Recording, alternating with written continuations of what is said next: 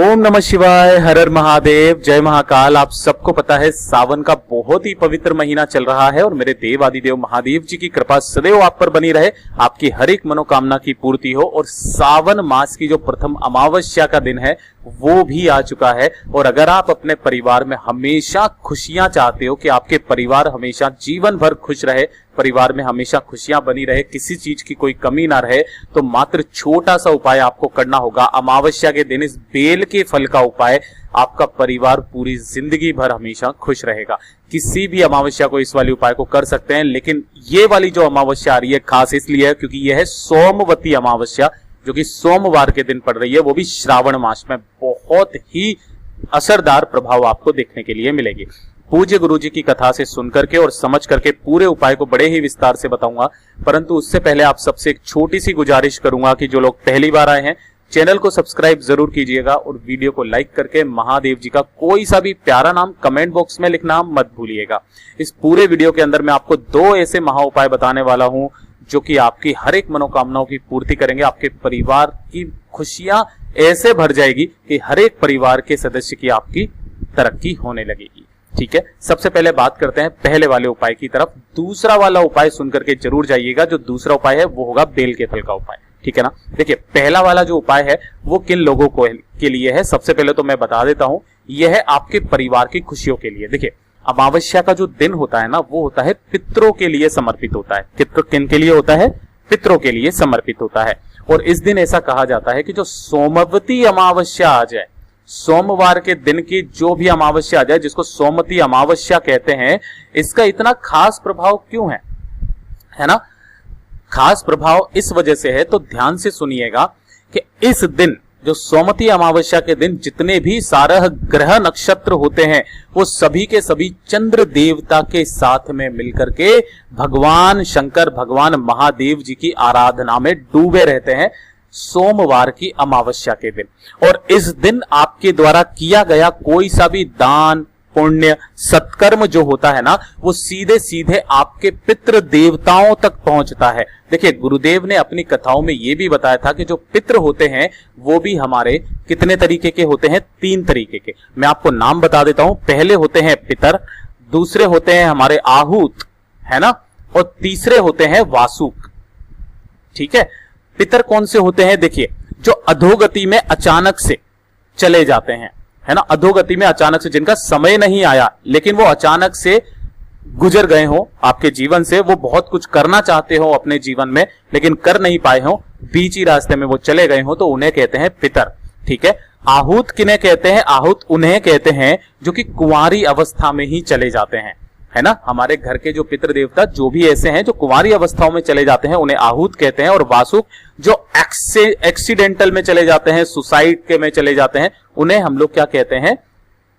वासुक कहते हैं। ठीक है। तो ये 3 तरीके के जो भी पितर होते हैं, इन तीनों के तीनों पितृ देवताओं के लिए जब भी आप कभी भी सोमवती अमावस्या के दिन कोई सा भी दान, पुण्य, सत्कर्म करते हैं तो सीधा इन तक पहुंचता है। और कहा जाता है कि जिस घर के पितृ देवता खुश होते हैं उस वाले घर में कभी किसी चीज की कमी नहीं रहती है, वो परिवार हमेशा उन्नति की ओर बढ़ता चला जाता है। लेकिन अगर आपका एक पितृ देवता भी आपसे नाराज है तो आपका जीवन कभी भी ढंग से नहीं कटेगा, स्ट्रगल में ही चला जाएगा। और मैं सच बात बता रहा हूं, मेरे खुद के साथ ऐसा जीवन में हुआ है। और अभी 1 महीने पहले ही हमने खुद ने अपने पितृ देवता के बारे में पता करके और साथ में पता किया कि वो क्यों नाराज हैं, कैसे नाराज हैं। हमारे जीवन में कुछ भी अच्छा नहीं चल रहा था, सारे के सारे कामों में रोड़ा अटका हुआ था, काफी सारी समस्या थी जीवन में, हमेशा एक स्ट्रगल वाली लाइफ ही जीती, आधा जीवन बीत चुका उसके बावजूद भी।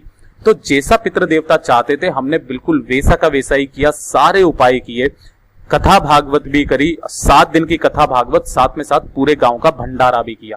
पितृ देवताओं की जब मर्जी आई कि हाँ अब वो खुश हैं, अब उन्हें स्थान मिल चुका है, और उसके बाद में हमारे परिवार में लगभग 1 महीने से कुछ चमत्कारिक इस तरीके से कुछ चमत्कार सा जैसा हो रहा है, सब कुछ अच्छा चल रहा है।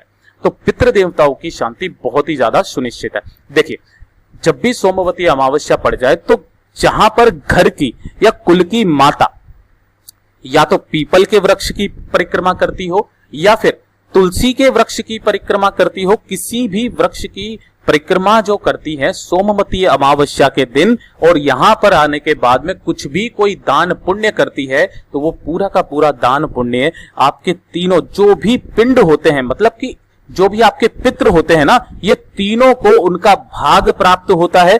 तीनों के तीनों तर जाते हैं, तीनों मतलब पितृ, आहूत और वासुक तीनों तर जाते हैं। फिर किसी पिंड की जरूरत नहीं होती है, किसी तर्पण की जरूरत नहीं होती है। यही शब्द है मेरे गुरुदेव जी के, जो उन्होंने बताया था। जो स्त्री, जो महिला सोमवती अमावस्या के दिन इस तरीके से उपाय कर लेती है दान पुण्य सत्कर्म का, उनके घर के पितृ देवता सदैव उस परिवार की उन्नति को बढ़ाते चले जाते हैं। ये तो हो गया पहला, जो तो आपको करना ही चाहिए सोमवती अमावस्या के दिन। अब जो मैंने आपको दूसरे उपाय के बारे में बात करी थी ना, इस वाले को आपको किसी भी दिन अमावस्या के दिन करना पड़ेगा, ठीक है ना। अमावस्या का बहुत ही खास प्रभाव है, आपके पितृ देवता भी खुश होते हैं, साथ ही साथ घर में धन की आवक भी होने लगती है, ठीक है ना। ध्यान से सुनना कैसे करना होगा। देखिए, जब भी कभी कोई अमावस्या आ जाए उस दिन आप क्या करना, इस तरीके से एक बेल का फल ले लेना, ठीक है ना। ये बेल वृक्ष जो होता है ना, उसके पेड़ का फल है। अब जब आप इसको फोड़ोगे तो देखो आपको इस तरीके से अंदर की तरफ गूदा मिलेगा, है ना। तो आपको इस तरीके से नहीं फोड़ना है, जैसे आपके पास में ये वाला एक बेल का फल है ना, आपको यहां ऊपर से थोड़ा सा फोड़ना है, इसको तोड़ लेना है और तोड़ करके इसका जो गूदा होता है ना, उस गूदे को आपको बाहर निकालना है। उस पूरे गूदे को आपको बाहर निकाल लेना है, अच्छे से साफ कर लेना है, ठीक है। अब उस गूदे का आपको कुछ नहीं करना, ये बेल के फल का आपको करना है। आपको घर पे क्या बनानी होगी, पंजीरी, ठीक है ना। इसको क्या बोलते हैं, पंजीरी, ठीक है ना। अब ये पंजीरी बनाते हैं तो किस तरीके से बनाते हैं मैं आपको बता देता हूं। थोड़ा सा लेना आप गेहूं का आटा, है ना, और एक सूखी कढ़ाई में, कुछ नहीं डालना, सूखी कढ़ाई में थोड़ा सा घी, आटा और शक्कर मिला करके, है ना, घी, आटा और शक्कर मिला करके आपको अच्छे से उसे उस कढ़ाई के अंदर जो है वो सेक लेना है। जो आपके पास में कढ़ाई है ना, इसके अंदर डाल करके आपको सेक लेना है थोड़ी सी देर के लिए। ध्यान रखना जलना नहीं चाहिए। उसके अंदर आप चाहो तो कुछ सूखे मेवे भी मिला सकते हो, काजू, बादाम, पिस्ता, किशमिश, जो भी आप मिलाना चाहो मिला सकते हो, जैसी आपकी श्रद्धा वो आप मिला सकते हो। लेकिन आपको इस तरीके से आटा, घी और शक्कर की पंजीरी तैयार करनी होगी। जब ये पंजीरी तैयार हो जाए तो जो आपने यहां से गूदा निकाला है ना, उसको तो रहने दीजिए, जो ये खाली बेल का फल है इसके अंदर आपको वो पंजीरी भरनी होगी, ठीक है ना।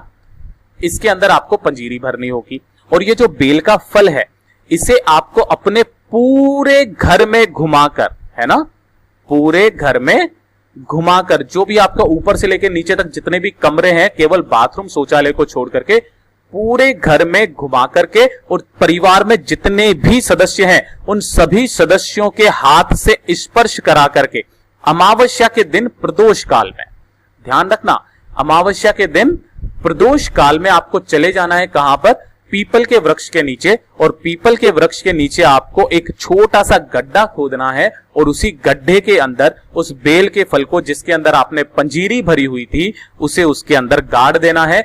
2 मिनट यहां पर खड़े होना है और अपने पितरों का स्मरण करते हुए उनसे कामना करनी है कि हमसे जो भी बंद पड़ा वो हमने किया, मेरे पितृ देवता इस भोग को ग्रहण कीजिए, साथ ही साथ परिवार की उन्नति में सहयोग कीजिए, आपका आशीर्वाद सदैव इस परिवार पर बना रहे। बस इसी तरीके से आपको विनती करनी होगी अपनी तरक्की के लिए, अपने परिवार की खुशियों के लिए, और इस तरीके से आपको विनती करने के पश्चात सीधे घर की तरफ वापस चले आना है। यकीन मानिए, अमावस्या के दिन इस छोटे से उपाय से आपके पितृ देवताओं का कितना बड़ा पुण्य प्राप्त होता है वो आप सोच भी नहीं सकते हो। और जिस घर के पितृ अगर खुश है ना, तो ये चीज मानिए कि उनके परिवार का कोई कुछ बिगाड़ नहीं सकता। ना तो उस परिवार पर कोई अभिचार कर्म कर सकता है, ना कोई जादू टोना कर सकता है, कुछ भी नहीं कोई बिगाड़ सकता। वो हमेशा तरक्की के मार्ग पर जाता रहता है। अगर आप देखोगे तो अच्छे अच्छे परिवार जिनके पास में खूब नाम, पेशा, दौलत, शोहरत होता है वो भी ढह जाते हैं, है ना, और जिनके पास कुछ नहीं होता है वो भी तर जाते हैं। कहीं ना कहीं हमारे पितृ देवताओं का जरूर इस पे हाथ होता है। पूज्य गुरुजी ने जैसा अपनी कथाओं में बताया वैसा आसान भाषा में आपको बताने का संपूर्ण प्रयास किया। वीडियो पसंद आया हो तो लाइक जरूर करना, चैनल को सब्सक्राइब जरूर कीजिएगा।